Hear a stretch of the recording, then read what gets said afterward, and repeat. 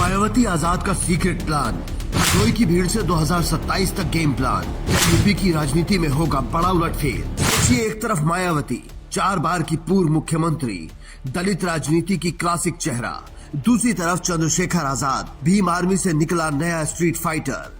हरदोई जैसी रैलियों में सिर पर लोगों का सागर। अगर ये दो चेहरे किसी भी रूप में सीधे या परोक्ष रूप से एक दूसरे के साथ चल पड़े तो यूपी की राजनीति का पूरा संतुलन हिल सकता है। सवाल ये नहीं कि गठबंधन हो चुका है या नहीं, असली सवाल है जमीन पर जो संकेत दिख रहे हैं वो क्या कहानी सुना रहे हैं और अगले 2-3 साल यानी 2027 चुनाव तक ये कहानी कहां पहुंच सकती है। पहला फैक्टर है दलित वोट बैंक। यूपी में लगभग 21% दलित आबादी है और दशकों तक ये वोट सीधा मायावती के खाते में जाता रहा, लेकिन 2014 के बाद से बीजेपी ने इसका बड़ा हिस्सा अपने साथ खींच लिया और अब पिछले कुछ सालों में गैर जाटव दलित युवाओं के बीच चंद्रशेखर आजाद के लिए दीवानगी दिख रही है। हरदोई की रैली जहां बच्चों से बुजुर्ग तक नीले झंडे के साथ दिखे, इस शिफ्ट का विजुअल सबूत है। मायावती का वोट अब दो तरफ से प्रेशर में है, ऊपर से बीजेपी का लाभार्थी प्लस हिंदुत्व मॉडल और नीचे से चंद्रशेखर आजाद का आक्रामक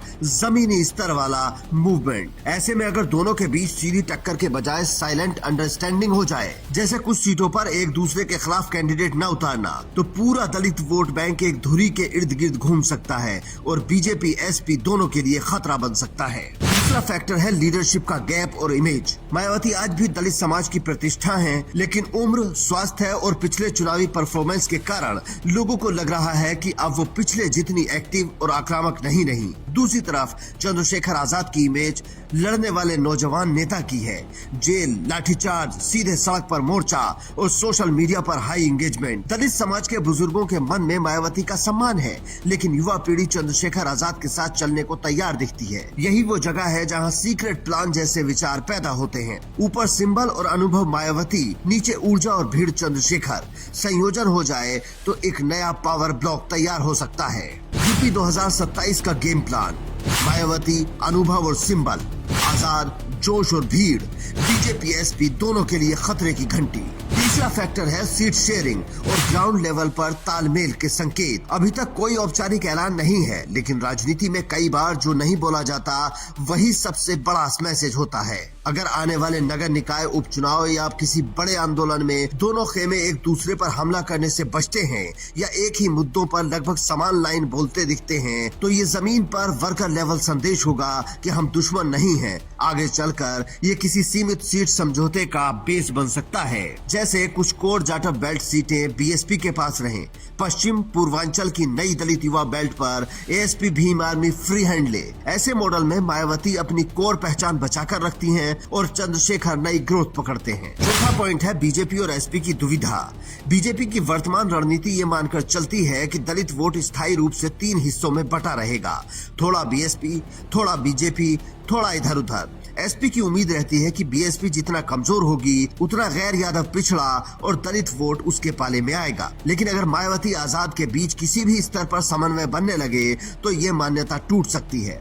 दलित वोट का बड़ा हिस्सा अगर एक ही धुरी पर कंसोलिडेट हो गया तो बीजेपी का विकास प्लस हिंदुत्व प्लस लाभार्थी और एसपी का एमवाई प्लस गरीब पिछड़ा फॉर्मूला दोनों चुनौती में आ जाएंगे। 2027 से पहले हरदोई जैसी 4-5 रैलियां और अगर ऐसे ही माहौल में होती रहीं और मायावती की ओर से नाराजगी की कोई तेज आवाज नहीं आई तो ये दोनों पुरानी पार्टियों के लिए रेड सिग्नल है। पांचवा फैक्टर है अगले 2-3 साल की टाइमलाइन।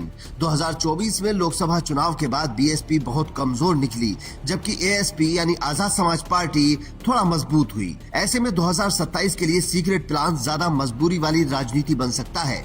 मायावती के लिए ये मौका होगा कि वो खुद को बिना फ्रंट पर आए बिना भी अपनी विरासत को किसी विश्वसनीय दलित चेहरे के साथ जोड़ दें और चंद्रशेखर के लिए ये शॉर्टकट होगा पूरे उत्तर भारत में स्वीकार्यता पाने का, क्योंकि मायावती की मोहर आज भी दलित समाज में वजन रखती है। अंत में बड़ा सवाल, क्या सच में मायावती आजाद का कोई सीक्रेट प्लान चल रहा है? इसका सीधा जवाब फिलहाल कंफर्म नहीं है, लेकिन संकेत ये है कि दोनों के बीच खुली दुश्मनी भी नहीं है और ग्राउंड पर जो स्पेस बन रहा है वो किसी न किसी रूप में दलित कैंप के भीतर समन्वय की दिशा की ओर इशारा करता है। राजनीति में प्लान पहले मीडिया में नहीं जमीन पर दिखते हैं और हरदोई की रैली यूपी के दलित युवा मूड और 2027 के समीकरण को देखकर इतना जरूर कहा जा सकता है कि अगर ये दो ध्रुव किसी मोड़ पर साथ आ गए तो यूपी की राजनीति में सच में बड़ा उलटफेर होगा और बीजेपी एसपी दोनों को अपनी रणनीति नए सिरे से लिखनी पड़ेगी। यानी आने वाले 2-3 साल सिर्फ चुनावी नहीं, दलित राजनीति के रीअलाइनमेंट के साल होंगे